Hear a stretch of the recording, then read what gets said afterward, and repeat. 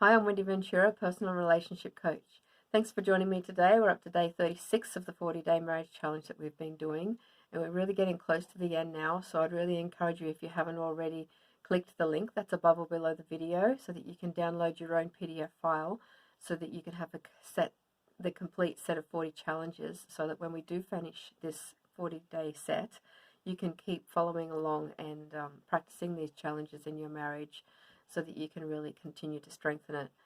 So yesterday we talked about confessing our own faults and shortcomings in our marriage to our spouse, which required us to go through a process of humbling ourselves before God and our spouse, and just being able to be open, honest, and real about our behavior and our weaknesses.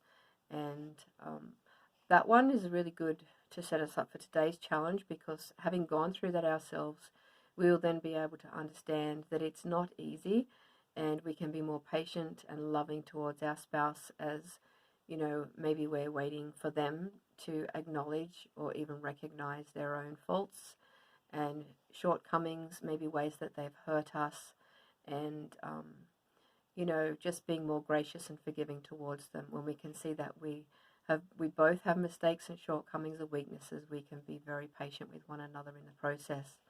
So today's challenge, it's about being courageous to be able to go to our spouse and speak the truth, to be able to share with them anything that they may be doing or saying that is being hurtful towards us, or any way that we may feel that they have wronged us, or maybe even things that they're amiss in not doing, in fulfilling some responsibilities. Unfulfilled promises can actually be even worse than lies. So maybe they've made promises to us that they haven't followed through on. Whatever the case may be, today is about the waiting game. It's about bringing those things to our spouse, and then being able to step back and just being willing to surrender them to God. And that's a step of faith in itself. Giving them time to be convicted by God, by His Holy Spirit, and allowing God to change them in His timing. It's not always in our timing. We can be very impatient, and we can get demanding and try to control the situation and think that we know best. But often we do just get in the way of God's transforming process. And as I mentioned a few days ago, in one of the marriage conferences that I went to, a lady called Jenny Speed, she handed out little rubber yellow ducks to us all to remind us to duck. After we have fulfilled our responsibility in bringing things to the attention of our spouse, we then are to duck and to get out of the way. And she says we're to get out of the way so that we can let God whack them. And, God can always do a much better job than we can. So, and I know in my case, our marriage was stuck for many years because we both had things that we were amiss in. So, my husband had things that he was doing that was harmful to me, and I then developed a bitterness and an unforgiveness towards him, which was also harmful to him. And this created a wedge in our marriage where we really got stuck. And, we need to have this same team mindset to remember, don't wait for the other person to move first, otherwise it's like a stalemate, and we talked about that yesterday. But at the same time, we can't force our spouse to take responsibility for their part. We can only do our part, which was yesterday's topic. So in waiting, we may need to have boundaries. We may need to have some sort of consequences. It's not punishment. It's just, if our spouse is continuing in some kind of harmful or destructive behaviour towards us or our family, then we may need to put things in place so that we can feel safe.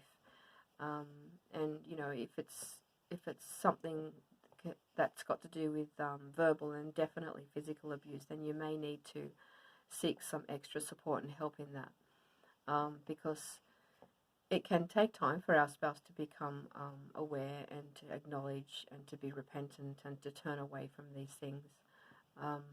But today's challenge, just to quickly recap, it's about being courageous, going to your spouse, speaking these truths, checking to see if you're right examining your own behavior first, I guess, because it's like taking the beam out of your own eye before you point out the speck in your in the other person's eye. So we want to be sure that, like I said, I had bitterness that I had to deal with first, and then this also helps because our spouse will continue to keep blaming us for their own behavior, and as we deal with our own stuff, and they're going to run out of things to keep blaming us for, then they'll be more inclined to be able to take responsibility for their own behavior. And then just step back, allow God to convict, give them that space to be able to hear from God without us getting in the way, and to continue to love at all times, like we talked about the other day. So, it's important not to attack our spouse. We're attacking the problem, we're attacking the behavior, but we're not shaming our spouse. We can even remember the challenge we did a few days ago about the identity and remind them who God says they are. Their behavior may be amiss, but we can still build them up in who God says they are, and we can still believe in them and support them and encourage them and love them, even if it has to be from a distance for a time. But this will encourage them to take responsibility and to come back into a close relationship again. I'd love to hear how you go, and if you do need any extra support or help with this, let me know. I'd love to support you, and we'll see you back here tomorrow. Bye for now.